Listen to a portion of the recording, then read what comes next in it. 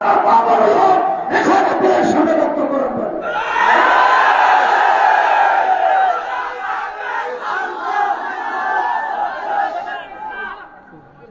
عليكم ورحمة الله نحمد الله تعالى ونصلي على رسوله الكريم أما بعد أعوذ بالله من الشيطان الرجيم بسم الله الرحمن الرحيم إنما أشكو بثي وحزني إلى الله صدق الله العظيم আমির হেফাজত বাংলাদেশের আলেমকুল শিরোমণি এদেশের 18 কোটি তৌহিদি জনতার আধ্যাত্মিক রাহবার শাইখুল ইসলাম আল্লামা শাহ মুহিবুল্লাহ বাবুনগরী হাফিজাহুল্লাহ তাআলার আয়োজনে আজ আমাদেরকে এই সম্মাননা প্রদানের উপলক্ষে আয়োজিত সমাবেশে উপস্থিত হযরত উলামায়ে কেরাম, প্রাণপ্রিয় তৌহিদি জনতা, হেফাজতে ইসলাম বাংলাদেশের স্থানীয় ও প্রত্যন্ত অঞ্চল থেকে আগত আমার প্রাণপ্রিয় নেতাকর্মী ভাইয়েরা, সংক্ষিপ্ত কয়েকটি কথা।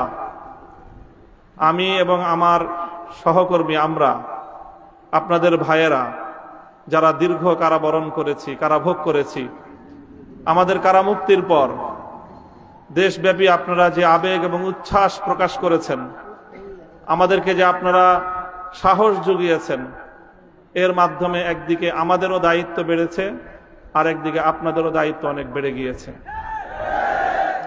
প্রথমে আমি আমাদের দায়িত্বের কথাটা বলি। আলহামদুলিল্লাহ, আমাদের কষ্ট হয়েছে, আমরা এটা বলবো না যে জালিমের জিন্দানখানায় আমাদের কষ্ট হয়নি, তা নয়। আপনজন থেকে বিচ্ছিন্ন থাকা, স্বাধীনতার জীবন হরণ করে বন্দি খাঁচায় আমাদেরকে বন্দিত্বের শেকলে বন্দি করে রাখা, এটাই ছিল আমাদের জন্য অনেক বড় যন্ত্রণার বিষয়। সেই বন্দিত্ব থেকে মুক্তির পর দেশব্যাপী হেফাজতে ইসলামের নেতাকর্মীরা এবং সারা দেশের দলমত নির্বিশেষে সকল শ্রেণী ও পেশার তৌহিদি জনতা যেভাবে কারামুক্ত হেফাজত নেতৃবৃন্দকে উচ্ছ্বাসের সাথে, আবেগের সাথে বরণ করে নিয়েছেন, তাতে আমরা বুঝতে পারছি যে আমাদের আগামী দিনে আমাদের দায়িত্ব অনেক বেশি। এবং আলহামদুলিল্লাহ, আল্লাহ পাক রব্বুল আলামিনের নিকট আফিয়াত চেয়ে আল্লাহ আমাদের জন্য সহজ করুন, এই দোয়া করে শপথের বাণী উচ্চারণ করতে চাই। আমাদের সকল কারাবন্দীদের পক্ষ থেকে আমি সে কথা উচ্চারণ করতে চাই, ইনশাআল্লাহ আল্লাহর জমিনে আল্লাহর দ্বীনের ঝান্ডা সমুন্নত রাখতে, আল্লাহর পয়গম্বরের ইজ্জতের হেফাজত করতে, এদেশের নাস্তিক্যবাদকে রুখতে, এদেশে ইসলামকে উপড়ে ফেলার সকল ষড়যন্ত্রকে রুখার জন্য যদি এর চেয়ে বড় ত্যাগ এবং কোরবানির প্রয়োজন হয়, হাসি মুখে আমরা সেই ত্যাগ করতে প্রস্তুত রয়েছি। জীবন দিতে হলে জীবন দিতে প্রস্তুত রয়েছি। সন্তানদেরকে যদি ইতিম করতে হয় সেজন্য আমরা প্রস্তুত রয়েছি। স্ত্রীদেরকে যদি বিধবা করতে হয় সেজন্য আমরা প্রস্তুত রয়েছি। মায়ের বুক যদি আমাদের খালি করতে হয়, আমাদের মায়েরা বুক খালি করে চোখের অশ্রুতে তাদের কলিজার টুকরা সন্তানদেরকে মাটির নিচে খোদার হাতে সুপর্দ করবে। কিন্তু ইসলামের জন্য, ইসলামের বিপক্ষ কোন শত্রুর সাথে এক মুহূর্তের জন্য আপোষ করতে প্রস্তুত নয়।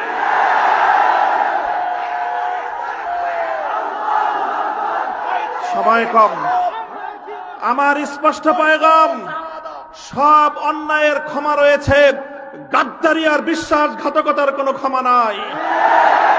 যারা গাদ্দার এবং বিশ্বাসঘাতক হিসেবে পরিচিত হবে, প্রমাণিত হবে, আগামী দিনে তৌহিদি জনতা তাদেরকে ঠাঁই দেবেন না ইনশাআল্লাহ।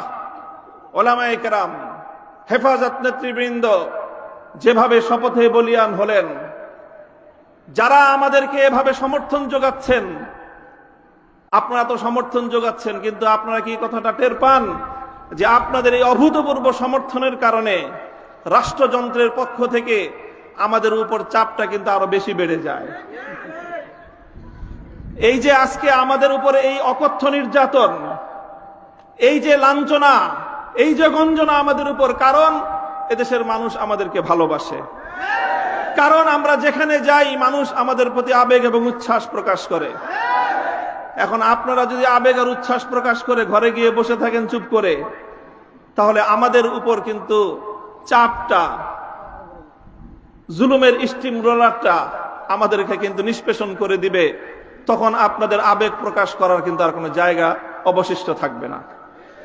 এই জন্য আমি আজ আমাদের আমির, এই জনপদের সকল আলেম ওলামার আমির, এই জনপদের কোটি কোটি তৌহিদি জনতার অবিসংবাদিত আধ্যাত্মিক রাহবার আল্লামা মুহিবুল্লাহ বাবুনগরীর এই মজমাকে সারা দেশের প্রতিনিধিত্বশীল মজমা হিসেবে গ্রহণ করে আমি এ জাতির কাছ থেকে জিজ্ঞাসা করতে চাই, আগামী দিনে ইসলামের কথা বলার অপরাধে, আল্লাহর পয়গম্বরের ইজ্জতের পক্ষে কথা বলার অপরাধে শাপলা চত্বরের আমার ভাইয়ের রক্তে রঞ্জিত শাহাদাতের কথা বলতে গিয়ে হঠাৎ আমার যে সকল সন্তানদের বুকগুলোকে জালিমের বুলেটের আঘাতে ঝাঁঝরাতে হতে হয়েছে, ব্রাহ্মণবাড়িয়ায় যেভাবে পাখির মতো গুলি করে আমার সন্তানদেরকে শহীদ করা হয়েছে, সেই সন্তানদের পক্ষে কথা বলতে গিয়ে আমাদের কণ্ঠ যদি আবার চেপে ধরবার চেষ্টা করা হয়,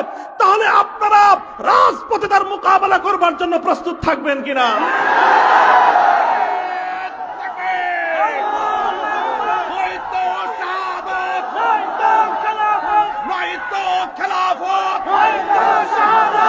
সংগ্রামী সাথী ও বন্ধুগণ, কথা দীর্ঘায়িত করার অবকাশ নেই। আমি আমার দীর্ঘ কারাবন্দিত্বের সময়ে আল্লাহ পাক রব্বুল আলামিনের রহমতের উপর আমার আস্থা, অবিচল বিশ্বাস ছিল যে আল্লাহ রব্বুল আলামিন নতিজা ভালো করবেন, উত্তম ফলাফল আমাদেরকে দিবেন, সে আস্থা এবং বিশ্বাস ছিল।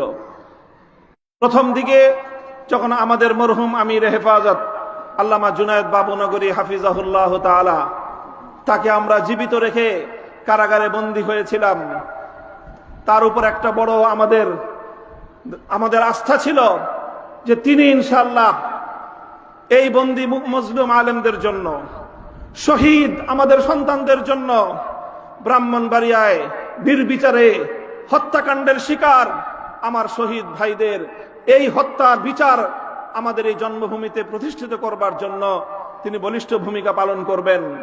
আমাদের কারাবন্দীদের পক্ষে তিনি জাতিকে, জনমতকে সংগঠিত করবার জন্য বলিষ্ঠ ভূমিকা রাখবেন। কিন্তু আল্লাহ রাব্বুল আলামিনের ফয়সালা ছিল ভিন্ন কিছু। আমরা কারাবন্দী হওয়ার কিছুদিনের মধ্যেই সেই মর্মান্তিক শোক সংবাদটিও আমাদেরকে সহ্য করতে হয়েছে। আল্লামা জুনায়েদ বাবুনগরী রাহিমাহুল্লাহ তাআলা শাহাদাত বরণ করেছেন। আল্লামা জুনায়েদ বাবুনগরী শাহাদাত বরণ করেছেন। এরপরে অধীর উৎকণ্ঠা নিয়ে অপেক্ষার প্রহর গুনছিলাম যে আমাদের আস্থার এই মঞ্চে কে বসবেন। যখন জানতে পারলাম ওলি ইবনে ওলি, এ জাতির শ্রেষ্ঠ সন্তান, আস্থার মূর্ত প্রতীক আল্লামা শাহ মুহিবুল্লাহ বাবুনগরী হাফিজাহুল্লাহ তাআলা ইমারতের এই ঝান্ডা তিনি নিজ হাতে তুলে নিয়েছেন, সিজদায় শুকর আদায় করেছি, আস্থায় বুক বেঁধেছি যে ইনশাআল্লাহ একদিকে তিনি আরশের মালিকের সঙ্গে রাতের বেলায় চোখের অশ্রু ছেড়ে তিনি এই সংকট উত্তরণের জন্য আল্লাহ পাক রব্বুল আলামিনের সাহায্যকে জমিনে টেনে আনবার জন্য চেষ্টা করবেন। অপরদিকে তিনি জীবন দিবেন, কিন্তু কোন জালিমের রক্তচক্ষুকে পরোয়া করবেন না, কোন জালিমের সামনে তিনি মাথা নোয়াবেন না।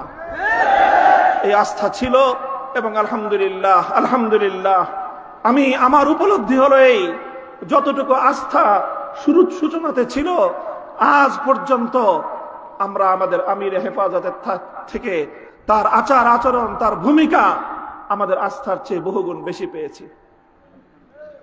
আমাদের আমির আল্লাহর পক্ষ থেকে আমাদের জন্য অনেক বড় নিয়ামত। ইনশাআল্লাহ আমির হেফাজতের হাতকে যদি আমরা এভাবে শক্তিশালী রাখতে পারি, এদেশে আমাদেরকে জুলুম করতে পারবে, আমাদেরকে গুলি করে হত্যা করতে পারবে, কারাগারগুলোকে আমাদেরকে দিয়ে ভরপুর করতে পারবে। বাংলাদেশে কারাগারে সর্বমোট আসন হলো 70,000। কয় হাজার? আমরা শাপলা চত্বরে গিয়েছিলাম, কমপক্ষে হলো 20 থেকে 25 লক্ষ। 70,000 হেফাজতের কর্মীরা কারাবন্দী হবে, কিন্তু জালেমের সামনে মাথা নোয়াবে না। এই দেশের 1 ইঞ্চি মাটি নাস্তিক্যবাদ এবং ইসলাম বিদ্বেষের জন্য কারো হাতে ইজারা দেবে না ইনশাআল্লাহ। আল্লাহ পাক আমাদের সকলকে তৌফিক দান করুন, কবুল করুন। আমাদের আমির হেফাজত সহ আকাবিরিনদেরকে আল্লাহ পাক দীর্ঘ নেক হায়াত দান